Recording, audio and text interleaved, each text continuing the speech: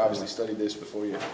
Yes, ever since I finished playing ball in 2014. Okay. I came to finished my degree, currently still enrolled in the master's program, strength and conditioning and sports nutrition.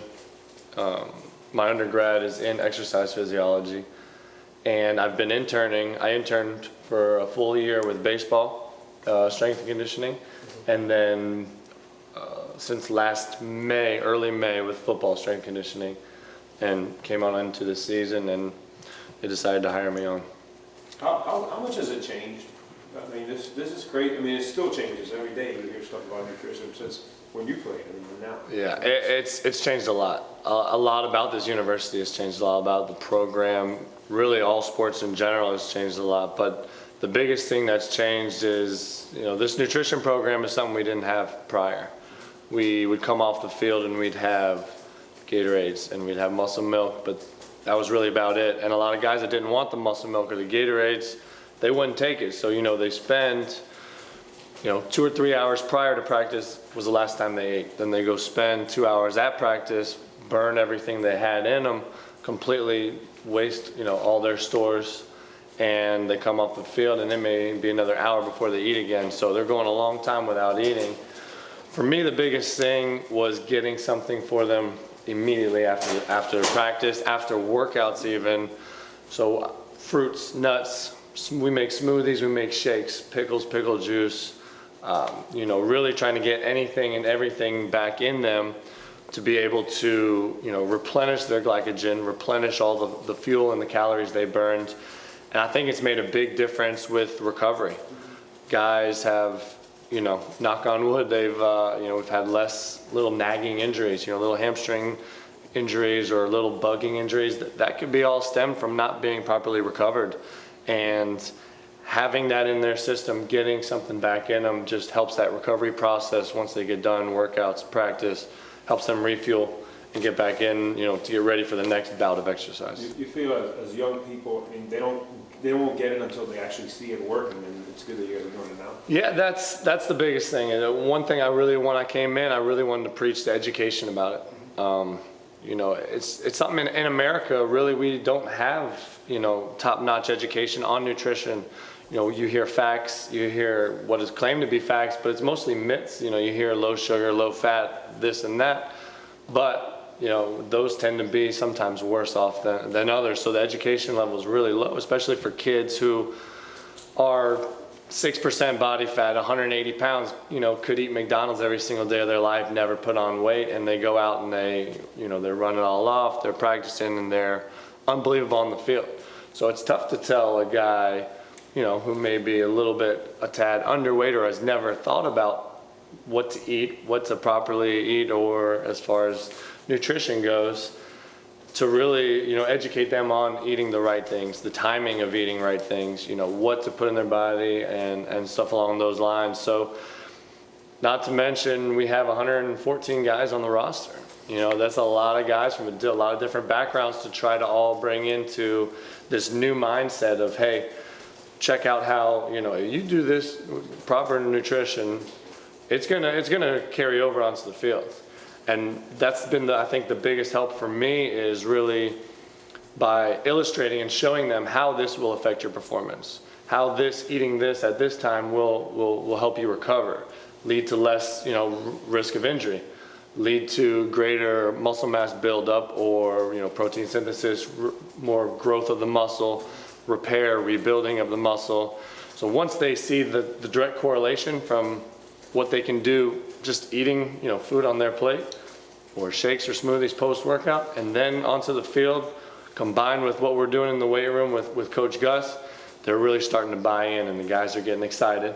Guys are coming to me for food and whatever it is throughout the day. They're asking questions, they're asking the right questions, and we're doing body composition assessments throughout the year. We try to get them in at least once a month, if not a little bit more often. And then we're comparing the results. We say, hey, look, about a month ago, you were at this body fat percentage and at this weight. Now look where you're at. And so they see the improvement. really been, okay, now I'm going to really buy in because I see the results. One guy who told me he had a huge improvement, Casey McDermott, told me he went like something from 28% body fat to 19 Yeah. in just a couple months. Yeah, he's been great, you know, and really it's been pretty awesome to see the whole O-line. The whole O-line's been one of my best group of guys. They've really bought into the nutrition. Mm-hmm. They ask me questions all the time. They'll text me, hey, what can I eat? What should I do here? What should I do here? They buy into the nutrition. They see, you know, they've all made great strides, not only weight-wise, but body fat, because that's the most important thing.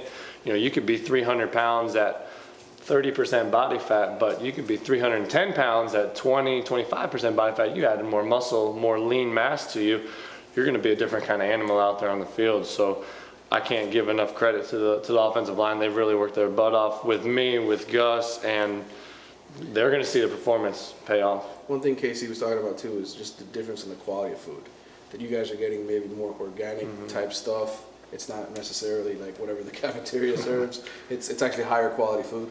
So what I try to do is I got to find the balance between good tasting food and healthy food for you, which for 100 guys, you know, that could be challenging. It really could be. And really I go off of also what kind of activity they're doing that day. Is it a hard run or a heavy workout, or are we kind of, you know, doing a maintenance day where we're just doing some recovery, or, you know, maybe burning a little less calories, using a little less energy. So I'll kind of tailor the food, what we're eating towards our activity level that day. But also, you know, taking opportunities from places like Grown down the street. Ray Allen and his wife just opened up. Fantastic place. The food tastes amazing, and it's so healthy for you. It's ridiculous. And when you can combine the two, that's a home run right there. The guys love the food. They love the, you know, I loved it because I know I could sleep easy at night, how good it is for them. I mean, and it's paying off dividends. It really is. So that's my biggest goal, is to try to, you know, cut back on some of the more unhealthy stuff that we've had, while getting them nutritious food that they will enjoy eating, because if they don't enjoy eating it, then it's almost counterproductive if they don't eat at all. You know, so that's been my goals ever since I came over. So they created a pretty good budget for you to go out shopping for 100 guys like this? You know, I try to stick within my means, whatever, you know, we need to do. I try to do what I can for the guys, you know. I realize, you know, at the end of the day, we may not be, you know, like a Florida State or Alabama. We're not a state school quite yet. But, you know, we win a few football games, and we see, you know, we show how important this nutrition is. You know, we can continually bring in new stuff, keep expanding, you know, the nutrition and the quality of foods and everything like that. But whatever we can do, because another thing is we can do whatever it needs on the budget. I tell the players, I'll take them grocery shopping. We'll go, all right, let's set a budget to you, and let's plan out your meals and your snacks throughout the day and the night off of your budget, because you could eat healthy on a small budget. It just takes a little more planning. It takes a little more, you know, a little more education to know what to buy at the grocery store and what not to buy, as you know, and tailor it to their budget. So you'll literally go to Publix with them and stuff? Yes, I've gone to usually Trader Joe's. Trader Joe's is one of those places where, to me, it's right near campus, you know, and you know, they do all the non-GMO, they do a lot of organic stuff, you know, so in the long run, you know, not everything there is perfect. But in the grand scheme of things, you know, a bag of popcorn or some chips from Trader Joe's might be a lot better off for you than, you know, the name brands, the Doritos, you know, stuff like that, where you can really go wrong at a Publix or a Winn-Dixie, you know, buying just brands that really you recognize. Trader Joe's a lot of times has some healthier options, some more fresh options. So, and really it's a store that they don't really have gone into much.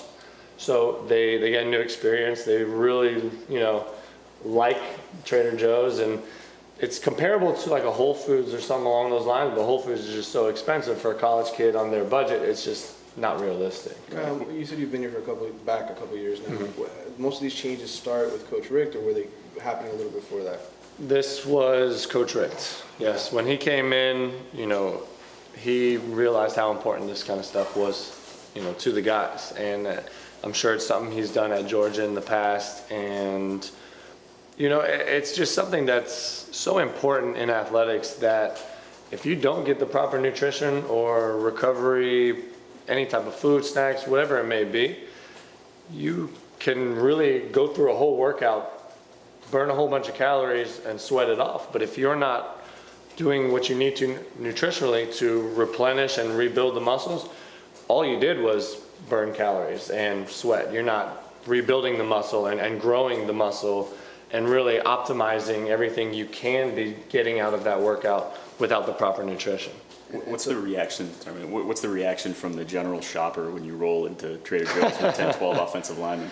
Yeah, we had six. The one time we had, first time we went in, we had 6 offensive linemen. Myself, I'm not a small guy myself, and heads are turning everywhere, left and right. And they're like, man, we're all wearing gear, so they know something's up. But it's cool because a lot of guys will come up, you know, a lot of random shoppers come up and ask questions and say, hey, what are you guys doing? And we'll tell them, and they're like, oh, that's awesome. You know, keep doing that. You know, keep doing what you're doing, and you know, talking to the guys, and it makes the guys buy into it a little bit more. You know, they see the positive responses from fans or just, you know, local community, and you know, it really has been a positive, you know, on that end. When you talk about cutting down on the body fat percentage, I mean, what are some of the more drastic changes you've seen in some guys in the last few months? I know you chart everything, so I wonder any examples of guys that you really. Well, what we do is, you know, we've done assessments to where we're able to check whether it's lean body mass, which is, you know, water, bone, muscle, organs, stuff like that. That's all lean mass versus fat mass. Mm-hmm. So our assessments are really in detail to be able to see everything that is going on. So if a guy is losing weight, we want to make sure he's losing the proper weight. He's losing fat. Because if he's losing muscle along with that fat, then we're almost being counterproductive, not allowing him to have the strength and the power and the force that he needs on the field, in the gym.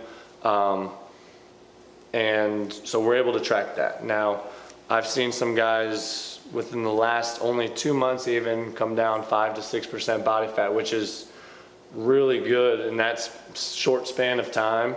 And I've seen, you know, we've had guys even just recently lose body fat while adding 10 to 15 pounds of weight, which, you know, is adding on to their lean muscle mass. It's pretty incredible. Any names? Any I don't know if I should be giving y'all any names quite yet, but I'll tell you what, we've done assessments just recently within this past week, and every single person so far has improved their body fat and has been a little bit more positive towards their goal weight come training camp. And the numbers right now are awesome. They look really good. And there's a few guys that have kind of almost maintained body fat, which is still pretty good in itself. We haven't seen any real drop-offs, any guys, you know, kind of fall off the wagon, so to speak. The numbers have been great. I think you're going to see, as these guys get into practice, these guys get into uniform, you're going to see the body composition differences. We heard so much, and I don't want to talk too much about the previous staff, but we just heard it was about getting bigger. Gus was in here talking about being ready for the NFL, changing the body. Is it a big, drastic difference in your opinion of the way guys are sort of shaping their body and what the goals are compared to what they were in the past? Yeah, I think so. And I think it stems back to, you know, just the lack of education. I think previously it was kind of, here's your goal weight, here's where we want you at, but no one really, you know, was there 24/7, you know, almost to kind of monitor everything that they're doing and ask, you know, answer questions and kind of really giving them that education that, you know, if you need to gain 15, 20 pounds, that's a really difficult thing. People think that's an easy thing. You just go to McDonald's and you just eat a whole bunch of food and you gain weight. But to gain good weight, to gain muscle mass, it's a really difficult thing. To lose a good amount of weight and to get, you know, and to maintain muscle mass and build on that is a difficult thing to do. So really, you know, I'm not sure how they really did it in the past, but education, you know, really has just kind of been the key for these guys. It's just, here's where we need to be. This is how we get there. You know, let me know if we have any questions, kind of thing. I'll be at the dining hall with them in most meals, Like, hey, maybe we don't eat this, maybe we try something along these lines. Really what I'm trying to create is a lifestyle. When it comes to nutrition, diets, in my opinion, they just don't work. You go on one for 3 to 4 weeks, and you lose all this weight, and then all of a sudden you fall off the wagon, you're back to where you were. Lifestyle changes that can last throughout a lifetime, whether they're done playing football in 6 months or in 15 years, at some point football is going to end, and you got to be able to live your life on through the rest of your time here. And if you can really hone in on that lifestyle and really have a good, healthy lifestyle, that's what's going to make the biggest difference in the long run, as opposed to a diet here and then, oh, now a season's over, I'm good, I can go off of it. So. And I guess they have journals they're supposed to keep. Yeah, that's a great thing that I'm able to do to keep track of certain guys, whether it's overweight guys or underweight guys. I have them track their food, everything they eat and drink, and the times they eat and drink these foods are all written in journals. They are as specific as they can be. Whether it's I had chicken breast and rice. Okay, where did you have it from? I had it from this restaurant. What time did you eat that at? Because that makes a huge difference as well. If you're having chicken and rice at 10:30 at night, as opposed to chicken and rice at noon coming off the practice field, that's a whole nother ballgame. So it really allows me to be able to look into, almost like watching film. That's kind of how I tell these guys. Right. Like, you guys are able to practice, refilm your thing. You go back into the film room and you study your film. This is our film. We're able to look back and see, okay, on Monday you gained 2 pounds. What did we do? Okay, well, you had this and this at this time. Let's try to cut this out maybe and try for a better option here. So, and again, it's really education. And as guys go on, I'm marking there with a red pen. So the beginning, every book is just red ink everywhere. But as you go on, there's less and less red ink, and it shows me, hey, these guys are getting it. They're really understanding what they need to do. They respond to me, they'll be running and be like, oh, I shouldn't have ate this and this last night. Their body is starting to tell them, hey, you can't eat this when you need to perform at this level. Or I should have eaten this, whatever it may be. Their bodies are starting to tell them they cannot be doing certain things. And to me, that's, all right, now we're working, because that's where guys are starting to recognize what they need to do, how they need to prepare their body. Because as much as I am with them throughout the day, there's going to be times where I'm not with them. So they need to be able to make their own decisions for themselves and really go off how their bodies feel. You have somebody hiding Last question, in the guys. bushes at McDonald's. Yeah, they got binoculars. I got interns making sure cameras. all the restaurants, they're cut off, they'll blacklisted certain guys. But no, it just goes back to the education. I try to look. You slip up, you have McDonald's one night. It's okay. Let me show you. You gained a pound from that night to the next day. And they're like, okay, I Make see sure you it. put it in Yeah. the book. Exactly. So it's education. They're starting to stay away from it, and soon enough they'll buy into it and they'll get it. So Thanks, Kyle. awesome. Yeah, thank you guys. Absolutely. Yeah, I thank you. appreciate it.